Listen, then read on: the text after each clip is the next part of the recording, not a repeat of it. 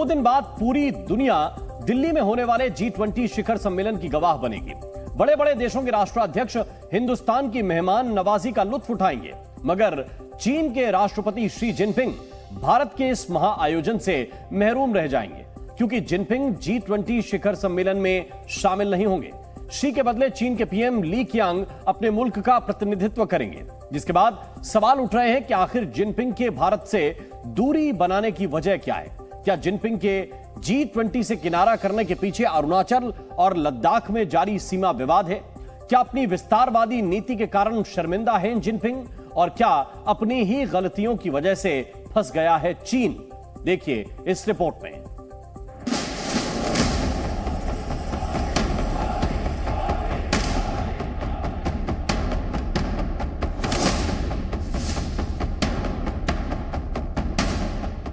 印度共和国政府邀请，国务院总理李强将于9月9日至10日出席在印度新德里举行的 पहले G20 सम्मेलन से किनारा।20国集团作为国际经济合作主要论坛，应当加强伙伴关系，合力应对国际经济和发展领域的突出挑战。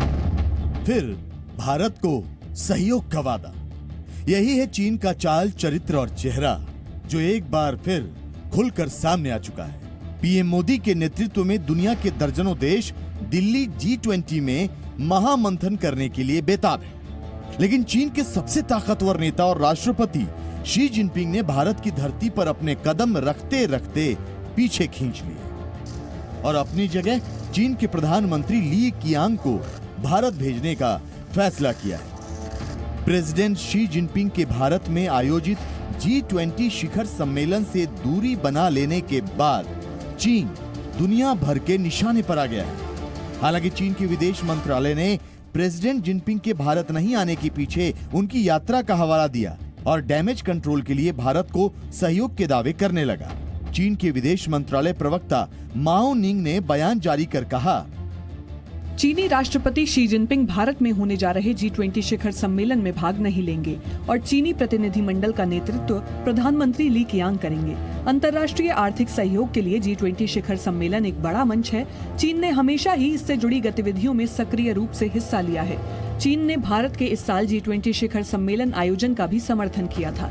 चीन सभी पक्षों के साथ काम करने को तैयार है ताकि ये सम्मेलन सफल रहे। सुना आपने, चीन ने किस तरह जिनपिंग के भारत नहीं आने की कोई वजह बताए बिना भारत को G20 के आयोजन के लिए सहयोग का दावा पेश कर दिया।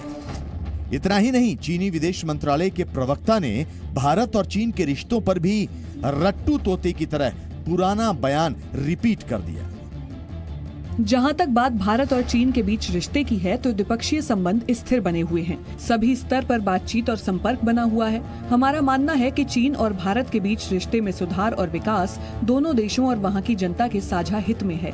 हम भारत के साथ रिश्ते में व्यापक विकास को बढ़ावा देने के लिए साथ मिलकर काम करने को तैयार हैं। जाहिर है, चीन की तरफ से जारी ये खोखली बयानबाजी साफ तौर से दिखावा है, क्योंकि सिर्फ भारत ही नहीं बल्कि पूरी दुनिया जानती है कि चीन के अपने पड़ोसी देशों से रिश्ते कितने अच्छे हैं। और G20 में शामिल होने के लिए भारत आने की तैयारियों के बीच अचानक से जिनपिंग के जज्बात पलटने के पीछे आखिर वजह क्या है? क्या आपको लगता है चीन घबरा रहा है भारत के सुपर पावर बनने से, और जिस तरह से देश में पूरी दुनिया में भारत की स्वीकार्यता बढ़ रही है? देखिए, भारत के बढ़ते कदमों को ना कोई रोक पाया है ना कोई रोक पाएगा।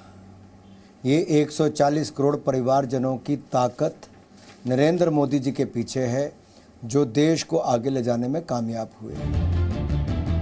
दरअसल चीन ने जिस तरह लद्दाख और अरुणाचल में सीमा विवाद बढ़ाया है और हाल ही में जो नया नक्शा जारी कर अपनी पुरानी विस्तारवादी नीति को दोहराया है, उसके बाद जिनपिंग किसी को चेहरा दिखाने लायक नहीं है।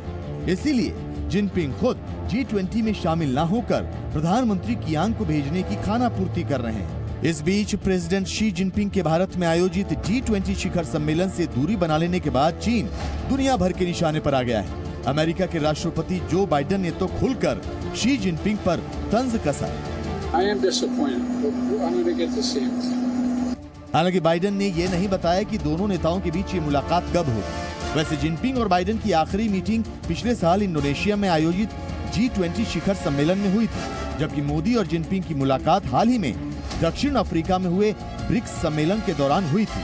बताया जा रहा है कि इस छोटी सी अनौपचारिक मुलाकात के दौरान भी दोनों देशों के राष्ट्राध्यक्षों के बीच सीमा विवाद पर बात हुई थी, मगर इस मुलाकात के बाद ही चीन ने अरुणाचल प्रदेश और अक्साई चीन को अपनी सीमा में दिखाने वाला नया नक्शा जारी कर दिया था और दोनों देशों के बीच एक बार फिर मतभेद खुलकर सामने आ गए, जिसका नतीजा ये है कि जिनपिंग ने भारत में होने वाले G20 शिखर सम्मेलन से भी खुद को साइडलाइन कर लिया। विशाल पांडे, दिल्ली, जी मीडिया।